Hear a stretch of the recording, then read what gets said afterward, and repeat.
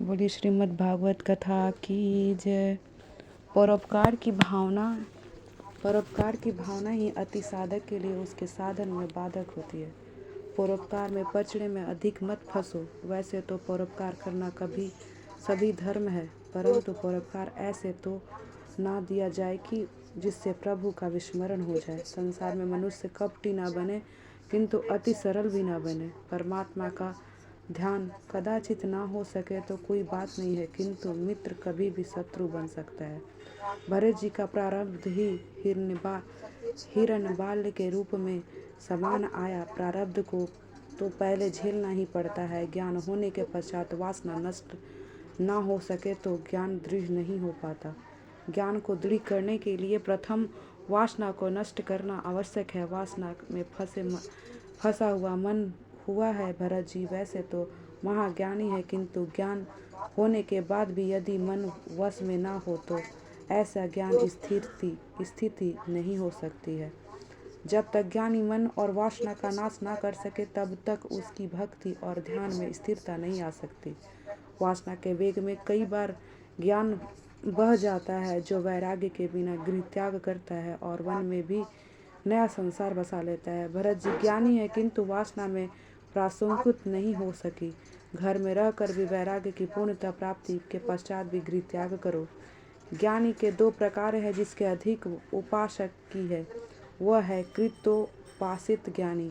उसे माया नहीं सताती है, किंतु जो अकृतोपासी ज्ञानी होते हैं उसके लिए माया तो विधान करता है। वासना के नाश के बिना तत्व अनुभव नहीं होता है। वासना के नाश के बिना तत्व ज्ञान और की प्राप्ति होने पर भी ब्रह्मनिष्ठ नहीं होते हैं। भरत चरित्र में उनका दृष्टांत है। भरत जी को अब तक अपरोक्ष साक्षात्कार नहीं हुआ था। यदि यह साक्षात्कार हुआ होता तो उनका मन हिरण में नहीं फंसता। भरत जी अब दिनों दिन उस बच्चे का लालन पालन में व्यस्त रहने लगे। परिणामतः संध्या पूजा और निष्कर्मों से छूटने लगे। भरत जी उसे हरी कोमल की घास खिलाते और चौकड़ी पर भरत या मुनि के अंग चपाटा तो भरत जी सोचते हैं कि वह कैसा सुंदर और सयाना है। ये प्रतिदिन यह आसक्ति बढ़ती चली गई। एक दिन वह बच्चा खेल कूद करते हुए घने जंगल में फंस गया। रात होने पर भी वापस नहीं आया। मुनि को चिंता होने लगी कि मेरे बच्चे का क्या हुआ होगा, कब लौटेगा। कल को किसी पर भी दया नहीं आती है। काल तो सदा ही सर्वदा सावधान रहता है। ना ही परोपश्यते मृत्यु कृतम आसेना कृतम, अर्थात मृत्यु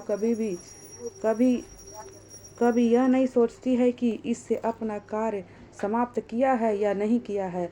हर क्षण सावधान रहो, मृत्यु के लिए हमेशा तैयार रहो। जीवन इस प्रकार जीना चाहिए कि तुम सावधान रहो कि मृत्यु कभी भी आ सकती है। कहीं ऐसा ना हो कि तुम्हारा तैयारी ना हो और मृत्यु तुम्हें उठा कर ले जाए। भरत जी को पकड़ने के लिए काल आया। भरत जी ने मृगबाल का स्मरण किया। उनको श्री हरि नहीं अपितु मृगबाल का चिंता करते हुए देह का त्याग किया।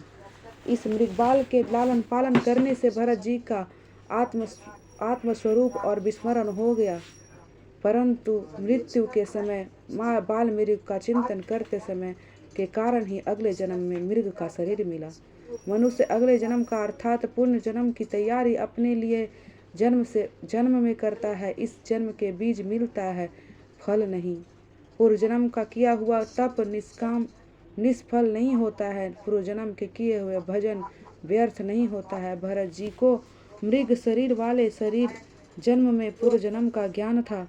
पशु पक्षी का आदर कभी भी अनादर मत करो। हो सकता है कि कारणवश कोई साधु महात्मा पशु पक्षी बनकर आए हों।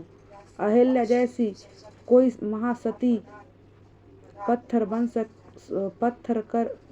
बनकर आई हो तो मृग राजा गिरगिट होकर के आए थे और नल कुबेर वृक्ष बनकर के आए थे, किंतु सिद्ध पुरुष वृक्ष बनकर आए हो तो किसी की भी आत्मा को कुछ अपराध हो जाने पर वह पशु पक्षी की योनि में भ्रमण करती है। भरत जी मृग के स्वरूप में घूमते रहते हैं। उन्होंने उन्हें पूर्व जन्म का ज्ञान है। वे सोचते हैं कि मैं इसकी गंडक नदी में के किनारे तपश्चर्या करता था। इसी स्थल पर मैंने हिरण के बच्चे को उठा लिया था और उसी में मैंने अपना आश्रम में ले आया था। उसके प्रति आत्महत्या आसक्ति होने के कारण ही मुझे मृग योनि में जन्म होना पड़ा है। मैं कभी भी महाज्ञानी था, योगी था, किंतु आज चौपाया पशु बन गया हूँ। अब मुझे नया प्रारब्ध नहीं कमाना है। जो मैं साथ आया हूँ उससे ही सरल या भोगना है। यह मृग बाल भरत जी नदी में स्नान करता है, वृक्षों के सूखे पत्ता खाता है, वो घास नहीं खाता है, क्योंकि उस जंतु होते हैं। हिंसा होने पर नया प्रारब्ध जुट जाता है।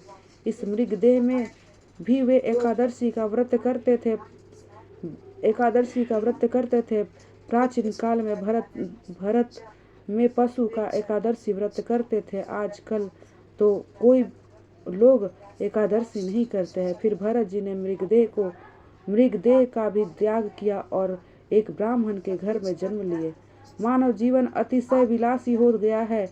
प्रजा में संयम, सदाचार, भागवत भक्ति बढ़ाने में ही संतों का जन्म होता है। विलासी माता पिता के घर संतों का जन्म नहीं होता है। संत जन्म लेते ही सुपात्र खोजते हैं। पवित्र ब्राह्मण के घर भरत जी का जन्म हुआ। भरत जी का यह एक अंतिम जन्म था। उन्होंने पूर्व जन्म का ज्ञान है।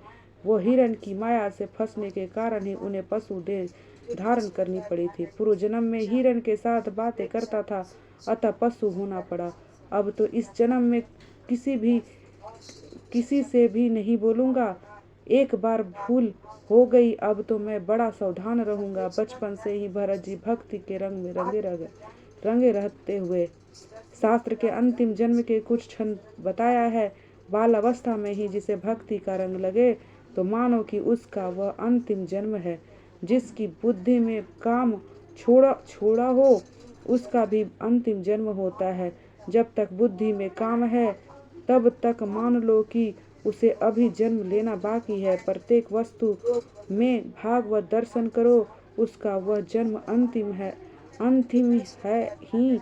जहाँ तक दृष्टि जाए उसके किसी भी भगवान की दृष्टि गोचर, उसके लिए वह अंतिम दिन ही अंतिम जन्म हो। हृदय के दिन और अभिमान रहित व्यक्तियों के लिए वह जन्म अंतिम ही है। जड़ भरत जी का यह अंतिम जन्म था। एक हंसता हुआ वादी बनाता है तो दूसरा रोता हुआ।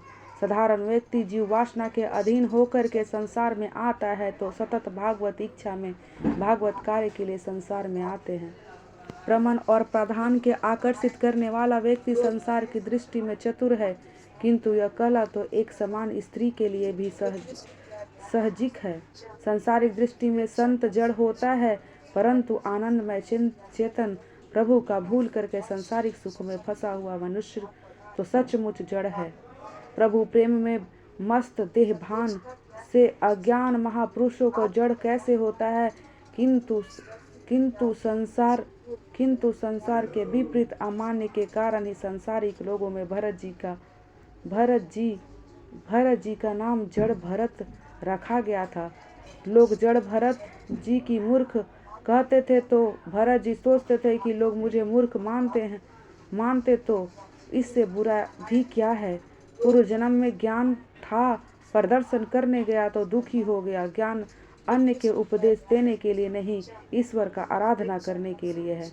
ज्ञान भोगने के लिए नहीं, भगवान के लिए है। शंकराचार्य ने कहा है, विदुषम याच्या वेदुषम मुक्ते नातु भुगते। अर्थात ज्ञान धन या प्रतिष्ठा कमाने के लिए नहीं, परमात्मा की प्राप्ति के लिए है। ज्ञान का फल धन और प्रतिष्ठा नहीं, परमेश्वर है। ज्ञान परमात्मा के साथ एक होने के लिए है। जड़ भरत के सोचा कि पूर्व जन्म में पशु के साथ वाणी व्यवहार निभाया था, अतः मुझे इस जन्म में वे पशु का अवतार मिला है, सो इस जन्म में किसी के साथ भी बातें नहीं करूँगा। यदि अब तक करूँगा तो मात्र प्रभु के साथ ही। वाणी और पानी का दुरुपयोग करने वाला व्यक्ति ईश्वर का अपराधी है, अतः अंत काल में वाणी और विश्वासघात करती है। मीराबाई ने तो निश्चित किया था कि बात करूंगी तो केवल अपने गिरधारी गोपाल श्री कृष्ण के साथ ही, तो बस अपने गिरधारी गोपाल में ही वो मानेंगी। संसार के लोगों और रिश्तेदारों को मानने से क्या लाभ है। राम नाम मेरा नाम बिसाओ, राम रासो रिझाओ रे माया माए। अर्थात जड़ भरत किसी से भी बोलते नहीं थे। अति बोलने से स्नेह उत्पन्न होता है। वैसे तो इस सृष्टि में ईश्वर ने एक एक काम के लिए दो दो इंद्रियां ही दी है।